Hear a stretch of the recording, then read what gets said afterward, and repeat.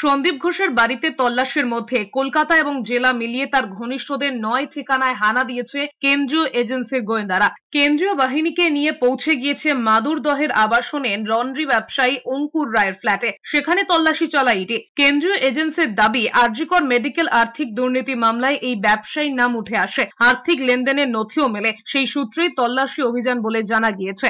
অন্যদিকে সল্টলেকের বিই ব্লকে স্বপন সাহা নামে এক ব্যবসায়ীর বাড়িতেও সকালেই পৌঁছে গিয়েছে কেন্দ্রীয় এজেন্সির গোয়েন্দারা। ইডি সূত্রে খবর, আরজিকর মেডিকেলে আর্থিক দুর্নীতির তদন্তে এই ব্যবসায়ীর নাম সামনে আসে। সেই সূত্রেই ইডির তল্লাশি। আরজিকর মেডিকেল কলেজে আর্থিক দুর্নীতি মামলায় ক্যামক স্ট্রিটে এক ব্যবসায়ীর অফিসেও ইডি তল্লাশি চালিয়েছে। ইডি স্ক্যানারে রয়েছে ক্রিসেন্ট ম্যানুফ্যাকচারিং প্রাইভেট লিমিটেড নামে ওষুধ সরবরাহকারী এই সংস্থাও।